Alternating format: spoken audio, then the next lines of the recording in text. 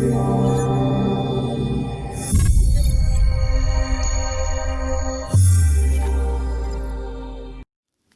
guys, Fletch from All Things Overlanding here.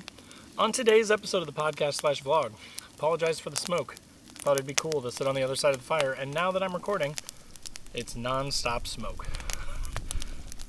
Good idea in theory. Anyways, on today's episode, it is the day after Thanksgiving. It's Friday, the 28th of November, 2020. I'm sitting out in Hoosier National Forest. The weather, as you can see, I'm wearing a t-shirt. The weather is perfect. It's about 48, 50 degrees. It's really nice out. We've got this amazing fire going that's keeping me nice and warm. I've got some beer to drink later, set up the tent, shot some videos. It's been a great trip so far. So on today's episode, I just wanted to talk through winter camping. I've heard people from both sides of the aisle that say it's the worst thing ever. Why would you leave your nice warm house when, you have a furnace and nice blankets and stuff at home? Why would you want to go submit yourself to being frozen and cold and sleeping in a tent outside when you don't have to? And then there are people that are like me, that are like, oh, I love it. It's the best time of year to camp. I love going in the winter. I'd rather go in the winter than the summer, that kind of thing. So I'm going to kind of talk through both sides of that. And if you are one of those people that is anti-winter camping, I hope that by the end of this, you'll see some benefit and maybe even want to give it a try.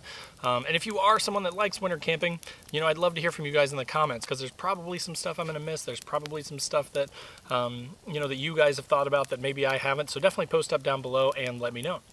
If you're new to the channel, again, my name's Fletch. This is All Things Overlanding. Basically talk a lot about overlanding stuff. I have an Xterra, so there's a lot of content about Xterras. Do-it-yourself modifications to your vehicle and your gear, and then also gear reviews. So tons and tons of stuff. Also some trip reports here and there when I can get out on an actual trip. This weekend I'm just camping. So if you haven't already, click that subscribe button down below. I'd love to have you as part of the family. And then go over through the links below and go to Facebook and Instagram and follow me over there as well. Also, if you like podcasts, I'm on all the major podcast channels as All Things Overlanding. So before we dive too far into the episode, did just want to really briefly touch on my featured partners. Overland Addict basically sells everything to do with overlanding. Amazing, amazing guy, amazing shop, tons of cool things, great deals. Check him out in the description below. Last US Bags, another amazing company that makes overlanding bags. So everything from tool rolls to trasharoo style trash bags for the outside of your vehicle to like great things for carrying cooking gear or tools or just about anything. So check them out down below in the description as well. And then More Expo. This thing is coming up in February 2021, so we're only a few months away. I'm getting super excited. It takes place in Missouri, and it's going to be amazing. There's some great trails around there. They've done a ton of pre-work to kind of like give you some idea of good trails to hit while you're there. And it's going to be a 2-day event where they have tons of vendors where you can check out gear and stuff in person that you may be thinking about buying. So definitely want to check that out. Get your tickets through the description, link in the description below. And then last but not least, Northology Adventures. Awesome free digital overlanding magazine. So click through that link in the description below, scroll to the middle of that page that you land on, and sign up for the digital magazine there. It's totally free. So without further ado, let's dive into the winter pros and cons.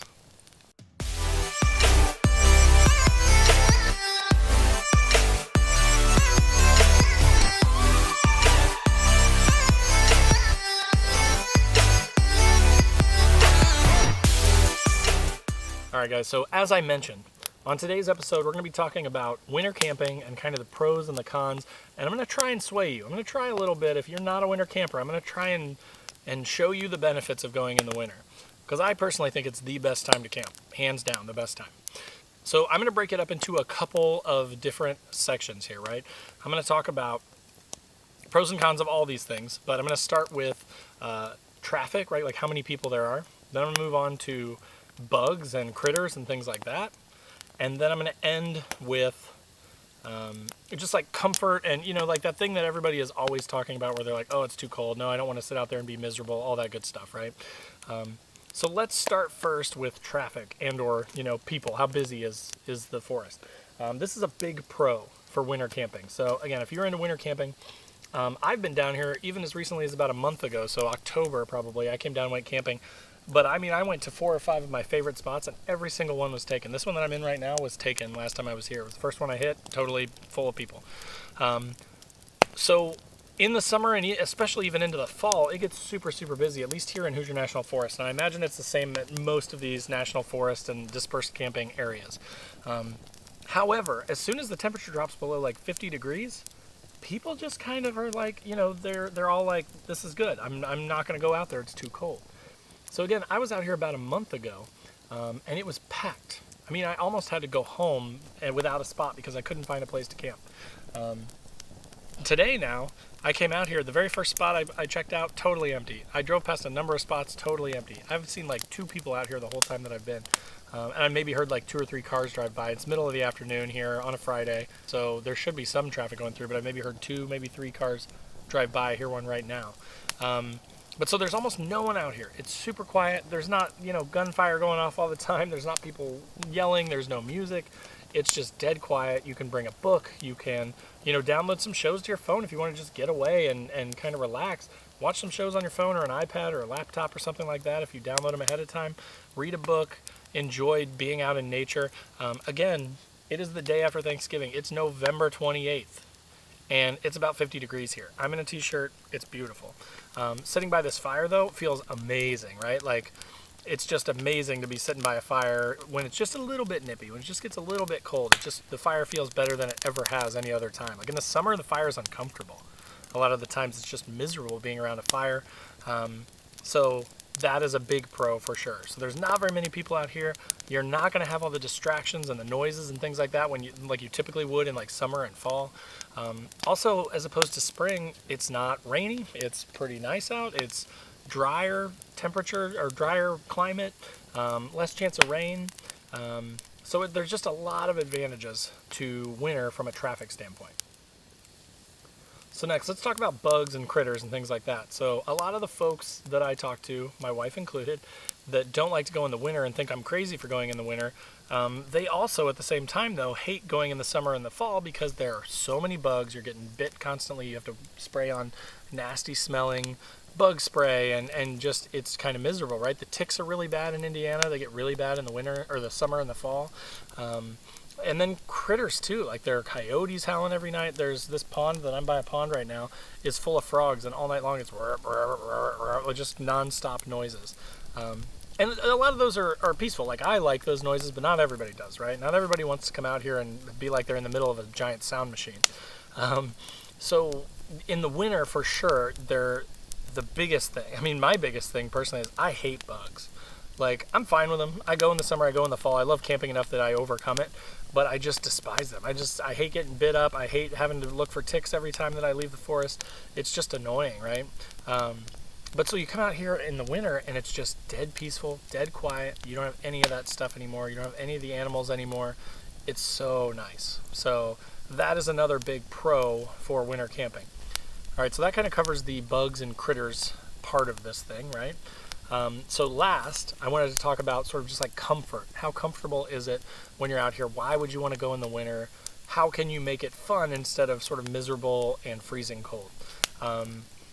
So, that is a con for a lot of people. A lot of people see that as a big, huge con, that they're afraid they're going to be cold. They're afraid that they're going to wake up in the middle of the night and be freezing and, that it's just going to be miserable.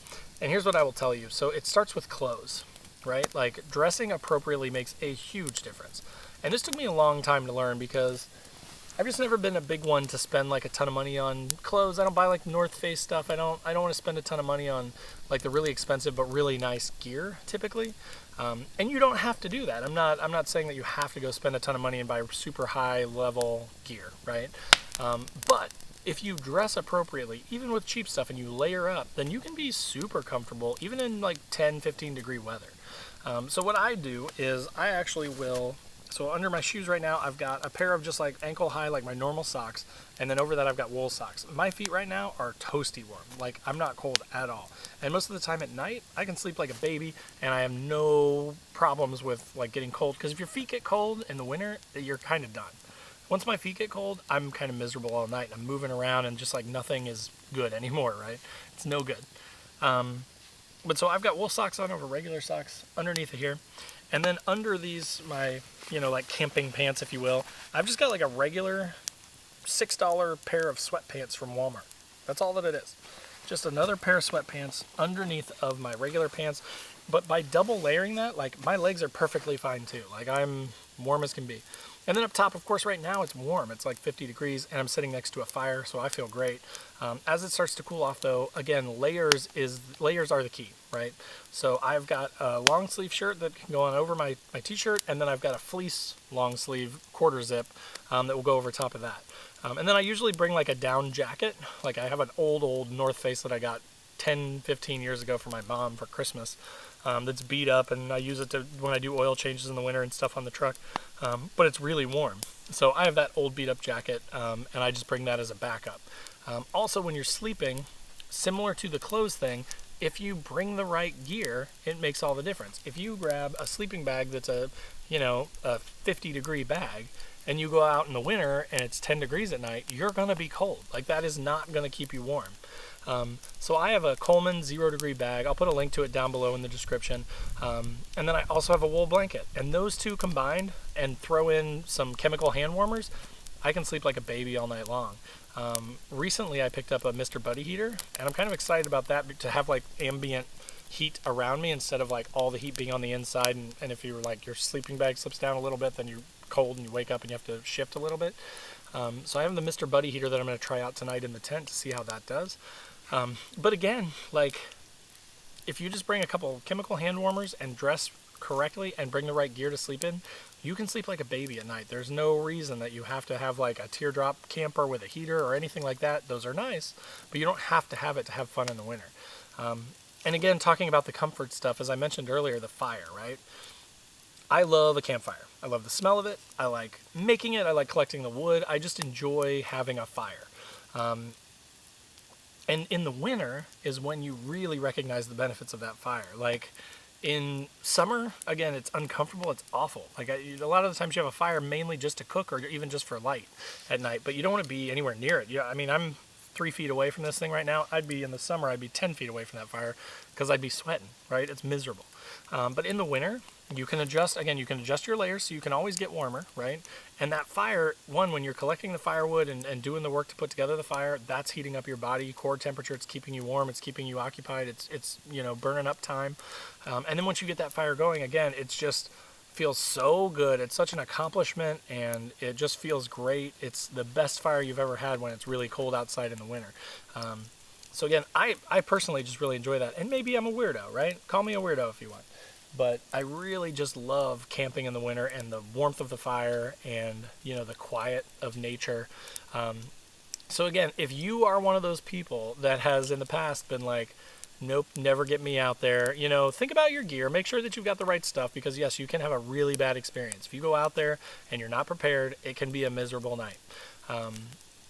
Another tip, worst case, and I've done this 2 or 3 times in the last 4 years probably, there have been some nights that got down to like -5, -10.